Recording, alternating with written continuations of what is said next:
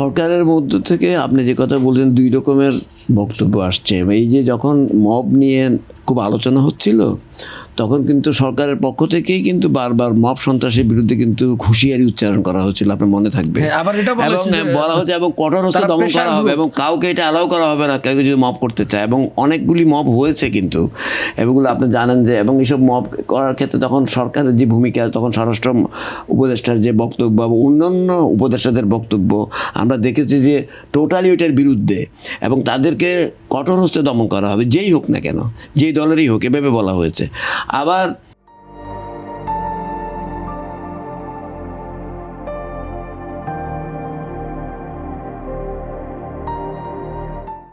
যদি এটা হয়ে থাকে যে সরকারেরই পক্ষ থেকে কেউ কেউ এটাকে ডিফেন্ড করার চেষ্টা করছে কিনা আমি এখনো শিওর না।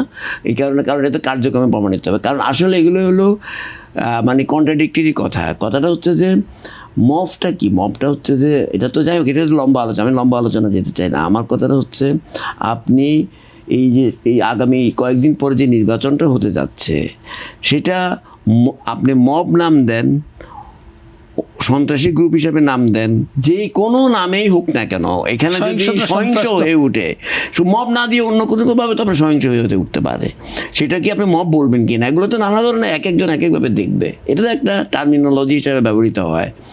যাই হোক, সেটারও আবার অনেক হিস্ট্রি আছে, আমি ওই আলোচনা যাচ্ছি না। আমার কথাটা হচ্ছে যে এই যে নির্বাচনের জন্য এখানে যে আমরা চাই কি, আমাদের সহিংসতা যাতে না হয়। যদিও আমরা কোনো সহিংসতাই কাম্য নয়, কিন্তু এই কিছু কিছু ঘটনা তো এর মধ্যে টুকটাক ঘটেছে, কিন্তু এটা কিন্তু অসহনীয় পর্যায়ে যায় নাই একটা নির্বাচনে একটু, এবং পৃথিবীর বহু দেশে এগুলো আছে, আমি সেই উদাহরণও দিব না আমি এখন।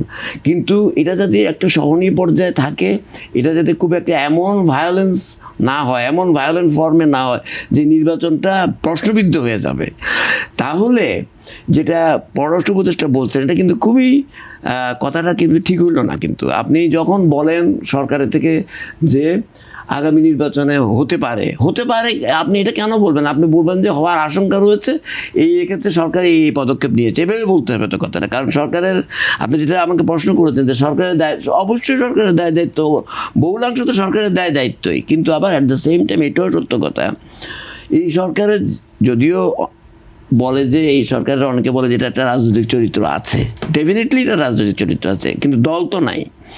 সেই হিসাবে আমরা যদি মনে করি যে অন্যান্য রাজনৈতিক দলগুলি যারা নির্বাচনে পার্টিসিপেট করছে, তারা যে দলেরই হোক, তারা তো এই নির্বাচনে পার্টিসিপেট করছে, তারা তো অন্তত মুখে বলছে যে এটা একটা, তারা অসহিংস একটা শান্তিপূর্ণ একটা অবাধ সুষ্ঠু নির্বাচন দেখতে চায়, তাহলে তাদেরও দায়িত্বটা আছে যে তারাও যাতে কোনো ধরনের ভায়োলেন্সে জড়ায় না পড়ে, এবং নির্বাচনটাকে রেজাল্ট যাই হোক, যে দলই ক্ষমতায় আসুক না কেন, সেটাকে সুষ্ঠুভাবে অনুষ্ঠিত হইতে দেওয়া, সে ব্যাপারে সাহায্য করা। তাহলে এটা গণতান্ত্রিক চিন্তা ধারণার একটা বই প্রকাশ হবে।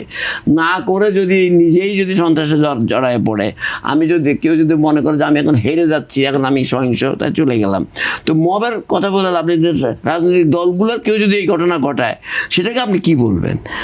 মোটা দাগে কথাটা হচ্ছে যে আমি যেটা আগেই বললাম যে এটা মব ফর্মে বলেন, রাজনৈতিক দলগুলো যদি কেউ করতে চায়, যদি করে সেই ফর্মই বলেন, কোনোভাবেই তো এটা গ্রহণযোগ্য না। তাহলে তো এই প্রশ্ন চলে আসবে যে ফেসিবাদের কথা বলছেন, আমরা এটা বিশ্বাস করতে চাইবো না যে আগামী নির্বাচন যে একেবারে খুবই সহিংস হয়ে উঠবে এবং এটা খুব প্রশ্নবিদ্ধ হয়ে যাবে, আমরা চাইবো না, কেউই চাইবে না, রাজনৈতিক দলগুলোই চাইবে না বলে আমি আশা করি।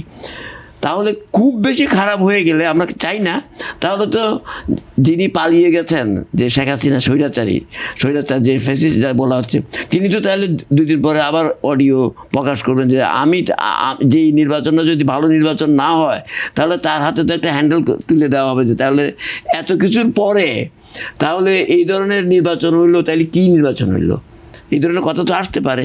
তাহলে আমাদের দায়িত্ব হচ্ছে, আমাদের বলতে আমি বিশেষ করে মূলত রাজনৈতিক দলগুলি এবং সরকার এবং আইন শৃঙ্খলা রক্ষা বাহিনী, প্রশাসন, যারা বাংলাদেশের অস্তিত্বে বিশ্বাস করে, যারা গণতান্ত্রিক মূল্যবোধে বিশ্বাস করে, যারা চায় যে আগামী নির্বাচনটা সত্যিকার অর্থে একটি অবাধ, সুষ্ঠু এবং উৎসব মুখর হোক, যেই দলই জিতুক না কেন, তাদের উচিত হবে যে এই নির্বাচনকে সুষ্ঠু এবং সহিংস যাতে না হয় সেই লক্ষ্যে সবাইকে কাজ করা, মানে সাথে সাথে নির্বাচনে জিতার চেষ্টার সাথে সাথে এটাও করা উচিত।